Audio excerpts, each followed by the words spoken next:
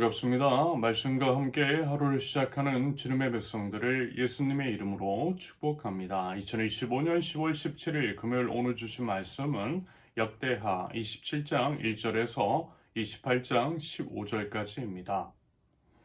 요담이 왕이 되었을 때에 그는 25살이었다. 그는 예루살렘에서 16해 동안 다스렸다. 그의 어머니 여루사는 사독의 딸이다. 그는 아버지 우시아가 한 것을 그대로 본받아서 주님께서 보시기에 올바른 일을 하였으나 그의 아버지와는 달리 주님의 성전에는 들어가지 않았다.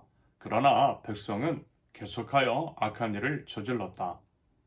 그는 주님의 성전에 북쪽문을 만들어 세웠고 오벨 성벽도 더 연장하여 쌓았다. 유다의 산간 지방에는 성읍들을 건축하고 삼림 지역에는 요새를 만들고 망대를 세웠다. 더욱이 그는 암몬 자손의 왕들과 싸워서 이겼다. 그 해에 암몬 자손은 은 100달란트와 밀 만석과 보리 만석을 조공으로 바쳤고 그 다음 해에도 또 3년째 되는 해에도 암몬 자손은 같은 양으로 조공을 바쳤다.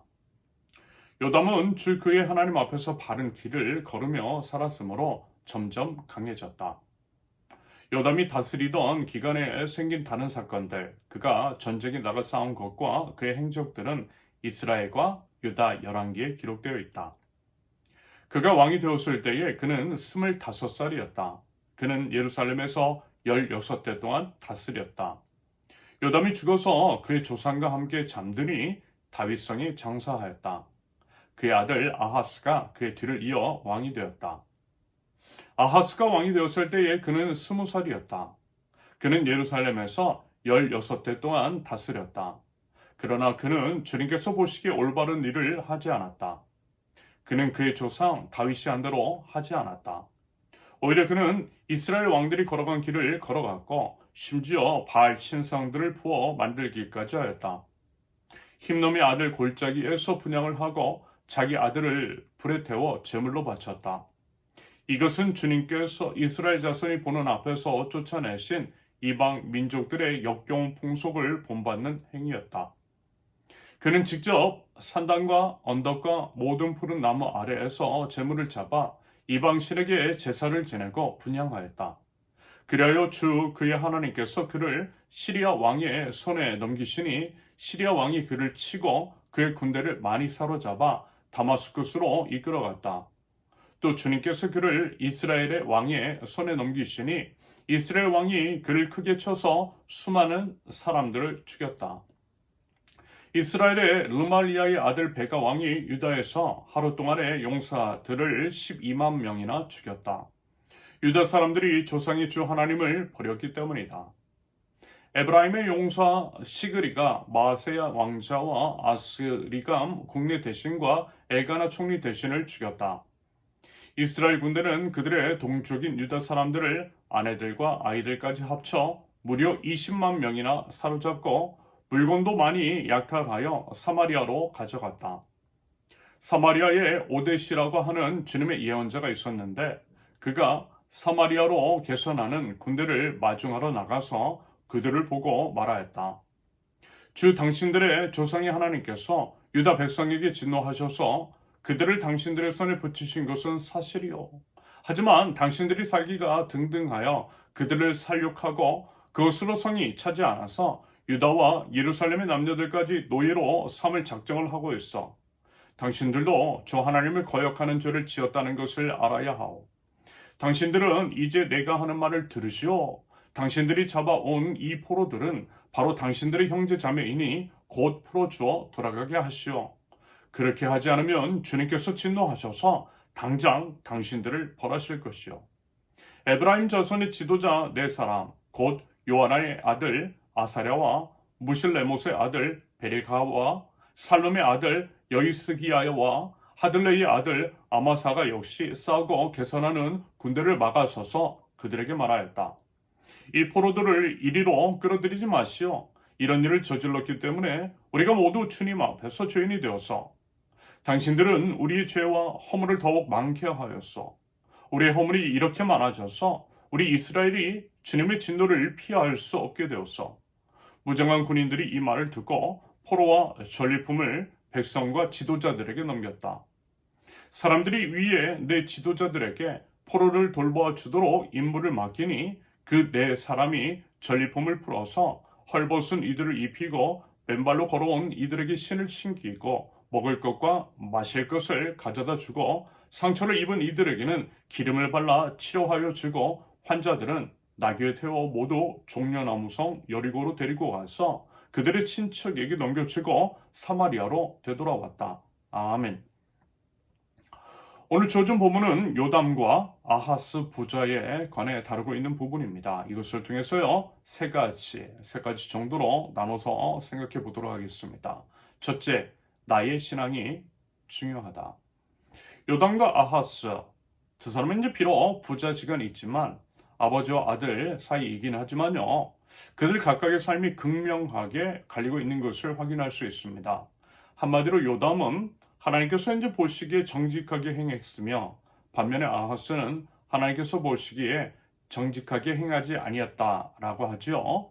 결국 뭐예요? 나의 신앙이 중요하다라는 것입니다. 하나님 앞에서의 나의 삶으로 드러나는 나의 인생, 나의 신앙, 이게 중요하다라는 거예요. 제렌 케이르케고르가 이런 얘기를 했죠. 인간은 하나님 앞에선 단독자이다. 인간은 하나님 앞에선 단독자이다. 사람은 철저하게 하나님 앞에서 개인으로 산다라는 것입니다. 하나님께서는요, 철저하게 나 자신의 관심을 갖고 계신다라는 거예요. 부디어 이 점을 분명하게 알아 하나님 앞에서 책임 있는 삶을 살아가는 저와 여러분들이 되실 수 있기를 바랍니다. 남의 신앙이 내 인생, 나의 구원 책임져 줄 수 없어요. 내가 하나님 앞에 똑바로 서야만 합니다. 그래야만 내 영혼이 구원받을 수 있는 줄로 믿고 그 믿음의 삶을 살아가실 수 있기를 바랍니다. 둘째, 변화와 개혁은 어려운 일이다. 요담은 하나님 앞에서 정직한 왕이라고 했어요. 그런데 이런 표현이 등장하죠. 역대하 27장 2절을 보면 그는 아버지 우시아가 한 것을 그대로 본받아서 주님께서 보시기에 올바른 일을 하였으나 그의 아버지와는 달리 주님의 성전에는 들어가지 않았다. 그러나 백성은 계속하여 악한 일을 저질렀다. 왕인 요담과는 달리 여전히 부패한 남유다의 백성들. 이제까지 역대하를 통해 살펴본 내용들과도 조금은 다른 기술입니다. 보통 이제 백성들은 어땠죠? 왕을 따라갔잖아요. 왕의 신앙을 백성들이 따라갔어요. 다시 말해서 왕이 하나님을 잘 섬겼으면 백성들도 하나님을 잘 섬겼고요. 왕이 하나님을 떠나 행했으면 백성들 역시 그랬습니다. 그런데 요담과 그의 백성은 그렇지 않더라는 것입니다. 그러면요, 여러분 이것을 어떤 의미로 받아들여야 할까요? 결국 그것은 죄의 관성, 죄의 심각성, 죄의 무서움에 대한 의미, 그리고 이제 죄에서 백성들을 구원해내고 그들 한 사람 한 사람이 하나님 앞에서 정직한 길로 걷게 하기 위해서는 부단하고 지속적인 노력이 필요하다라고 하는 그런 내용이 내포되어 있다라고 생각합니다. 그만큼 뭐예요? 죄가 심각하다라는 것이고요. 한 개인의 변화보다 공동체 전체의 변화는 생각보다 쉽지 않다라는 의미겠죠. 그러므로 우리가 다시 한번 확인하게 되는 것은 지도자의 중요성일 것 같아요. 지도자가 어떠한 태도와 가치관으로 공동체를 이끄느냐, 그리고 이제 바른 방향성 안에서 얼마나 지속적으로 운영하느냐에 따라 공동체의 운명이 달라질 수 있다라는 것입니다. 바른 방향성 안에서 지속적이고 일관된 개혁이 중요하다라는 거죠. 부디 나라와 공동체의 근본적이고 지속적인 개혁과 변화를 위해서 기도하면서요, 마땅히 행해야 할 것들을 지속적으로 해나가는 하나님 나라 백성들 되실 수 있기를 기대합니다. 셋째, 하나님의 자비는 한량없다. 하나님의 길을 벗어난 아하스, 하나님은 하나님의 약속을 따라 아하스를 징계하시고 심판하세요. 징계와 심판의 도구로 사용하신 것이 아람과 북이스라엘이었죠. 남유다는 그들 나라에 유린을 당했고 심각한 인적 물적 피해를 입었습니다. 성경은요 분명하게 말씀하고 있어요. 역대하 28장 6절, 유다 사람들이 조상의 주 하나님을 버렸기 때문이다.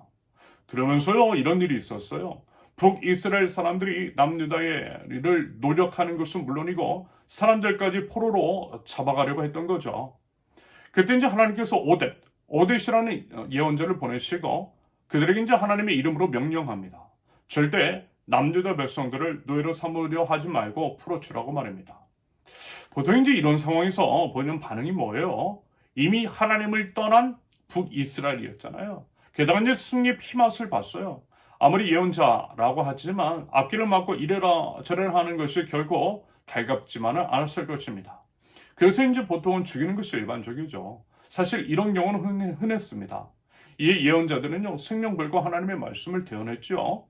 그런데 신기하게도 이 이야기를 어때요? 북이스라엘 사람들이 들어요. 듣고서 남유다 포로들을 풀어줍니다. 그래서 이제 풀려난 그들이 다시 돌아갔다라고 하죠. 도대체 이게 무슨 일이냐라는 것입니다. 결국 하나님께서 하신 것입니다.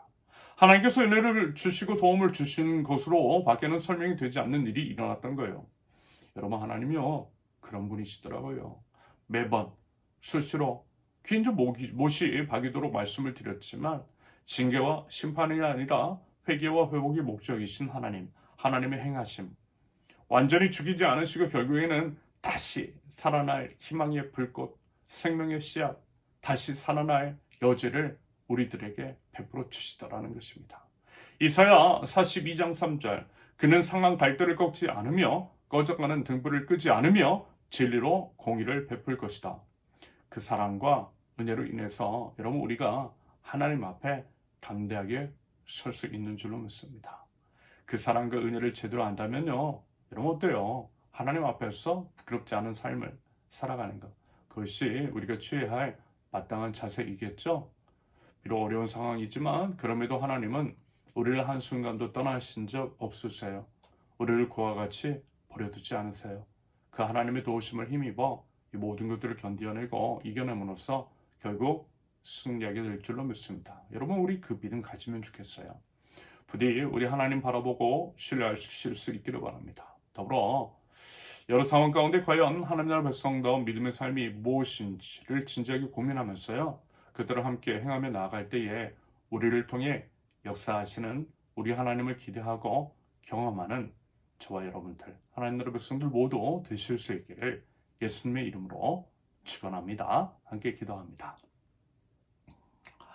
사랑과 은혜의 하나님, 저희들의 존재하는 이유, 살아서 숨쉬는 까닭은 하나님의 한량없는 은혜와 사랑 때문인 줄로 믿습니다.